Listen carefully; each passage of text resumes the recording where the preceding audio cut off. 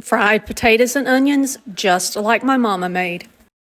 All right, let's make some fried potatoes and onions. This is my mama's method.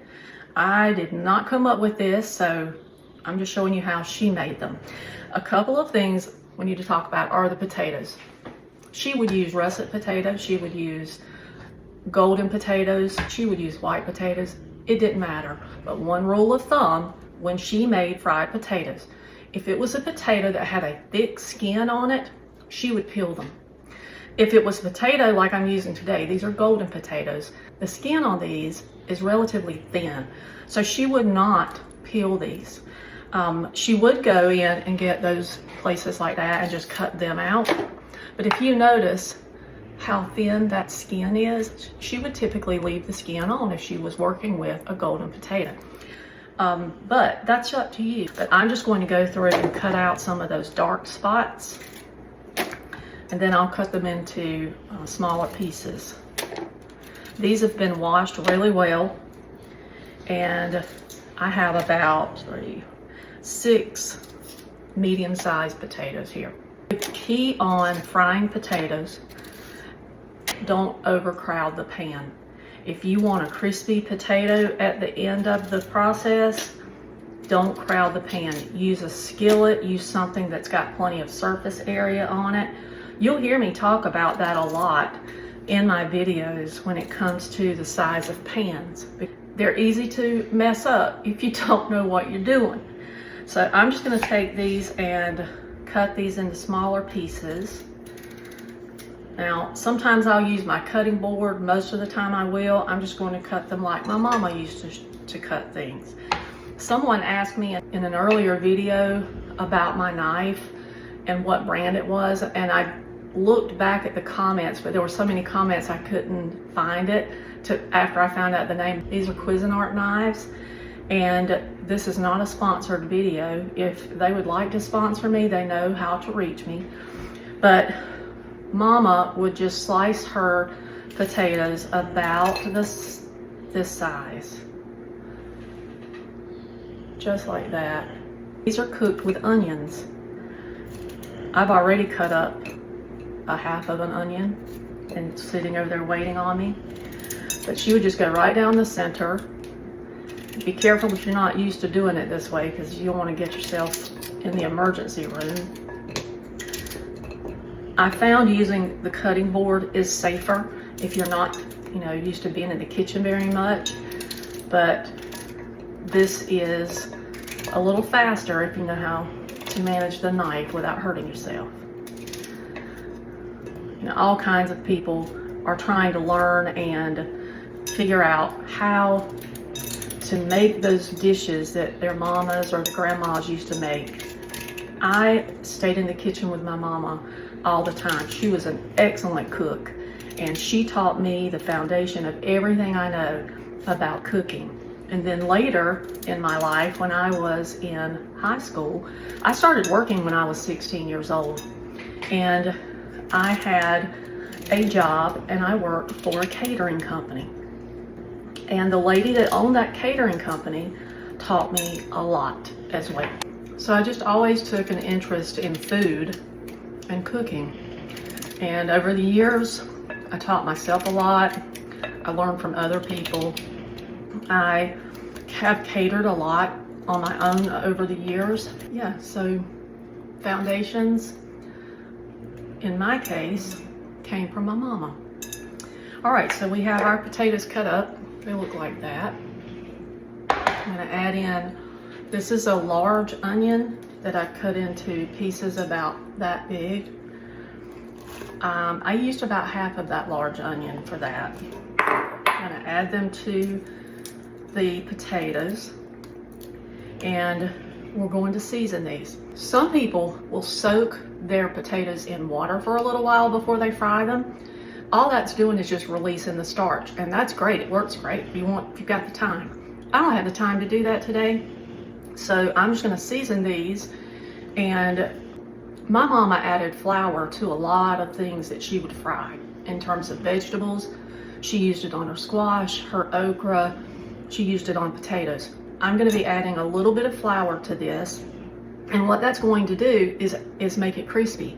But before I add the flour, I always want to make sure I've seasoned this pretty well.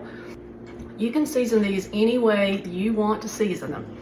Some people like Kinder's products. I do love Kinder's products. I'm not using them today, but because I'm making this more like what my mama would have made. Some people like Cajun seasoning on theirs. It's all about what you like. I'm using what my mama used, and that was garlic powder, onion powder, that's the garlic, onion powder, salt, and pepper. I am going heavy on the pepper because, as you know by now, if you follow my channel, I love some black pepper. You don't have to. You season it the way you want it. I do like the blend on this too by Kinder's. I have been known to add like McCormick smash burger seasoning to this. It just depends, but I want it to cover whatever seasoning you use. Make sure you get all the potatoes and the onions covered in it. Now I'm going to add a little bit of flour. The flour is going to help create that crust. If you've watched my pan-fried squash video, you'll see the same method used there. She would always add the tiniest bit of flour to her vegetables if she was frying them, and it helps to create that crust. So I'm going to grab the flour and I'll be right back. I'm using self-rising flour for this. I'm only going to use a little bit. I will measure it so you know, but you don't have to use self-rising. If all you have is all-purpose should work fine. This is a 1/4 cup, and we're putting a 1/4 cup in here. Just sprinkling around and then toss it to get it covered. So it looks something like that. And now I'm going to heat up the oil. You use whatever oil you want. Some people like bacon grease, some people like lard, some people like just regular Crisco.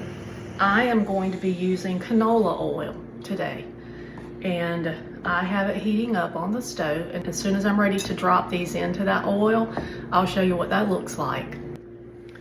All right, this oil is hot. I've got it on medium heat. That's where I want to leave it. If you don't want it to splatter, use something to scoop it in.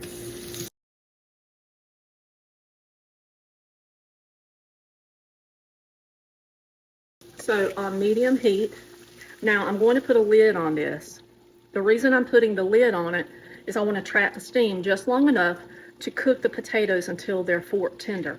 Then I'll remove this lid and I'll finish browning them. Okay, we're going to check these. I've got them on medium heat. Let's see how they're doing. A trick that, if you don't want this to splatter everywhere, if you use two, just to flip them over in sections.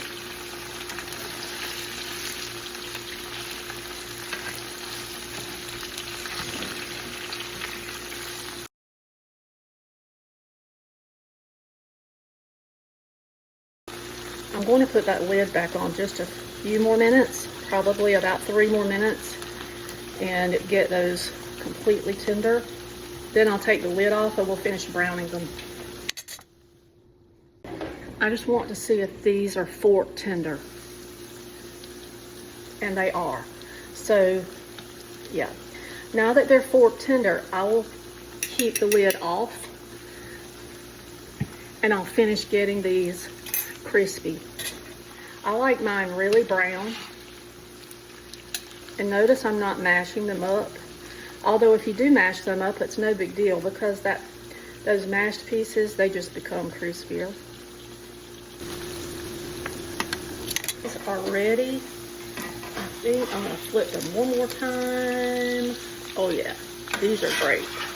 See how brown and golden they got? Now, I'm going to remove these onto some paper towels. You don't have to. I just like to drain off that excess grease. Fried potatoes and onions like my mama made. And that is the perfect bite.